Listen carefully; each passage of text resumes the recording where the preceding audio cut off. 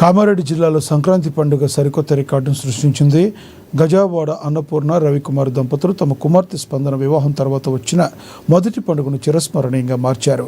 ఏకంగా 108 రకాల నోములను నోచుకుని అందరినీ ఆశ్చర్యపరిచారు.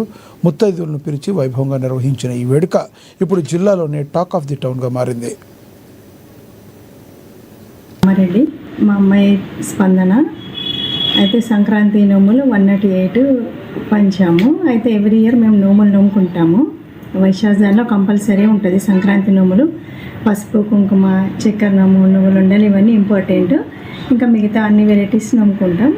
10-20 అట్లా చేసుకుంటాం. కానీ పెళ్లి నోములు కాబట్టి ఈ ఇయర్ 108 పంచుకున్నాం. అట్లా పాన్పు నోము, ముంజేద్దండలు, నువ్వులుండలు, చక్కెర నోము, గౌరమ్మ పెట్టెలు, బొట్టు పెట్టెలు, సల్లకవ్వాలు, గట్టు మీద గన్నేరు, చెరువులో చామంతి, బ్యాంగిల్స్, ఆవులాగలు, శారీసు,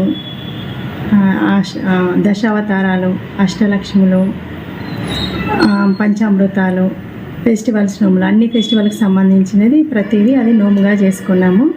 మనకు సంవత్సరంలో ఏమేమి ఫెస్టివల్స్ వస్తాయో అవన్నీ నోములాగా నోముపించాము.